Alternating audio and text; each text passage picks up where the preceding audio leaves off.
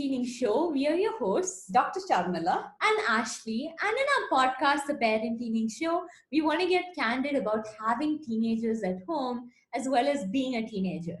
Plus, we love having conversations in this family, and now you can be a part of it as well. Woohoo! So, today we're going to be talking about how do you parent your child without yelling at them?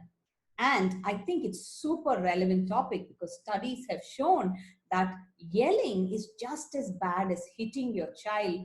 And it really raises a question, how do you discipline your child without using these methods? Is there really another way? You don't. I'm kidding. But if this subject interests you, make sure to subscribe down below so you can hang out with us every single Monday. So I really want to ask you a question. You are a parent, and we've had our fair share of yells. But why do you think yelling starts in the first place? Okay, sometimes what I feel, or my times where I used to yell was usually when there was an overwhelming frustration, okay, of anger or helplessness or something inside that comes out as yelling. And sometimes what happens is it actually, the parent can't help but resort to yelling because it's like you can't help it. Because it's true. If you don't have another way, a right way of doing it, or you're just not aware of it, then you go to a point where it's like the volcano just erupts, okay, and you start yelling. Yeah, but the thing to be noted here is that yelling never feels good. I mean, for anyone, whether it's a child or it's the parent. And the truth is, it essentially has the power of ruining someone's day, make them cry and feel extremely bad.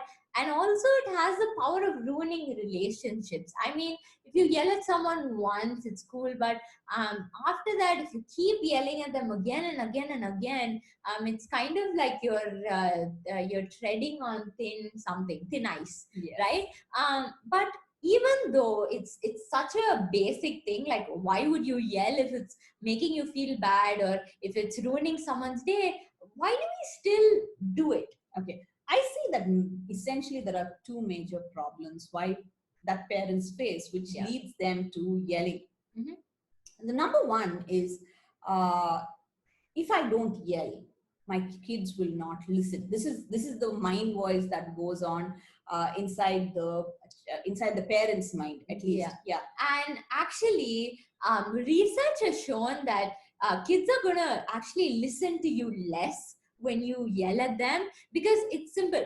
When say you're at home and there are like crackers bursting outside, or there's some really loud band going on, you do your best to shut off the noise, and you either put on some music of your own or you're doing something, but you do your best to tune out the noise. And I think yelling is actually pretty noisy. So I think it goes both ways. When sometimes if my mom yells, I'll be honest with you, I kind of tune out, and I just look at her and I'm nodding, but I'm probably imagining myself on a beach sipping some nice coconut water.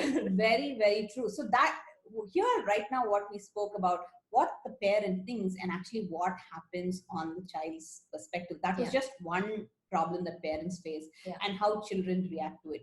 The number two problems is parents think that children don't take them seriously if they don't yell.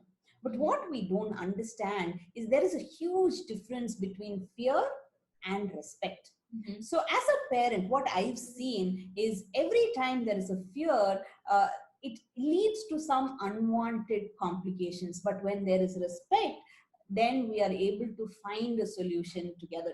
Does that sort of make sense to you? Absolutely. I think it's so true what you said about fear and respect. And the truth is, you don't want your child to be fearful of you, because again, that has grave implications as well, that they might not be honest with you and all of those things. But I think when it comes to respect, I don't think that you yell at people that you respect. So chances are that, if you have a child who's been yelling at you a lot, maybe the element of okay, well, my child needs to respect me more comes in place.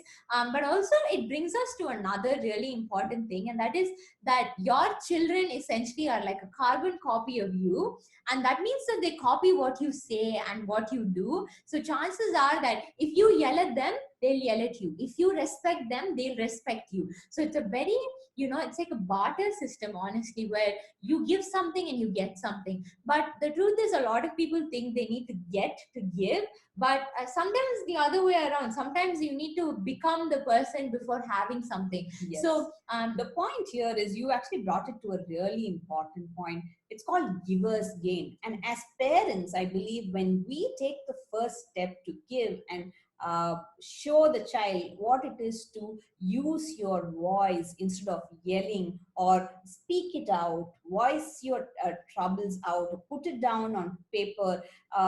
It actually teaches them a better way of handling their feelings or the frustrations inside, instead of just yelling and breaking things up.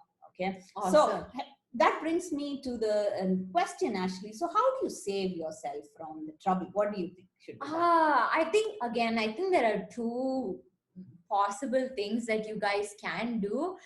The first thing is that instead of yelling, I don't recommend this, but I think it's pretty effective. Instead of yelling, you can try giving your child the silent treatment. I mean, it's horrible for the kid to take it, but I'm sure that it won't ruin your relationship. I think words can be really harsh, and I mean, silence can be harsh too, but it's better than, saying things that you don't mean. So if you ever feel like you're gonna yell your head out at your child, then stop yourself, go inside, lock the door if you need to, and till the point where you're not absolutely calm and you know that you won't erratically burst out, don't talk to them. Yeah, just remove yourself from the situation and wait till you've cooled, everything, and then you can actually talk about your problem. And that comes to the second point. So once you're done with your silent treatment, again, this is what we follow at home, is we have something called as the family panchayat, where, like I always said, the aim is to have a win-win relationship where everyone feels heard. So we ask about what's the problem, why is it a problem, and how we can resolve it without yelling. So when we actually put it down on paper and we are respectfully listening to one another, it only makes the relationship work better. Whereas on the contrary, if we resort to yelling, for sure it's going to break that beautiful relationship that you're building. It's like you're building something so beautiful for a very long time, and that one yelling can just break it all off, and it's not worth it, actually. Yeah, I think relationships are kind of like glass as well, and it's kind of hard to mend something that's broken, and the best part is just take care of it well. But also, like handling this with care. Yeah. But also, I know there have been a lot of times where, like, we've had our yelling matches and we felt bad about it, or we've thought that, oh my God, like, why are we yelling? I'm such a bad parent, or I'm such a bad child.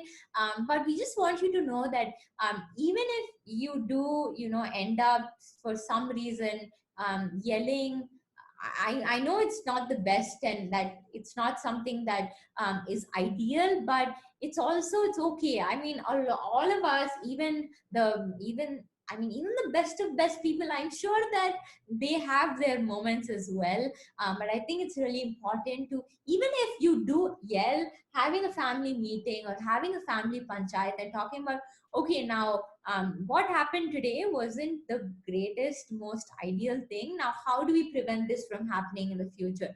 And the thing is, you're going to fall like a bunch of times, right? We've told each other that we won't yell at each other, and we've gone back on that. But it's all about you keep trying till you find something that works, right? So for us, the silent treatment works a lot. I don't know how she does it, but also one more thing that I want to talk about here is that if you yell at your child or if you yell at your parent, there's one word that will help you, and that is, and let me tell you, this is something that's very, very important, is if you have the humility to go and say, I'm sorry, I didn't mean to hurt you, it actually turns the relationship for the better. And as a parent, if you have the humility to go and say, I'm sorry, I didn't mean to hurt you, it completely melts the other person down. It completely does. So if this relationship is absolutely essential for you, saying that one word of sorry and saying I love you turns it around like magic. You need to experience it. So we've done that so many times, and we're not perfect, but then having a way to handle and listen to each other's problems actually makes things better. Amazing. So that brings us to the end of today's episode. It was so much fun hanging out with you guys today, and we hope that this conversation was insightful for you. We'd love to know your thoughts about it. So, have you ever regretted yelling at your kids, or have you hated it when they yelled at you? What did you do about it? Let us know in the comments down below. We'd love to read them and respond to them. And we will see you next Monday with another brand new episode of the Parentteening Show. Please take it away. Yes, ma'am. So it was, as always, a lot of fun being there with you and learning in this journey. So stay tuned till the next time we meet you on the Parentteening Show. Till then, take good care of yourself. Ciao.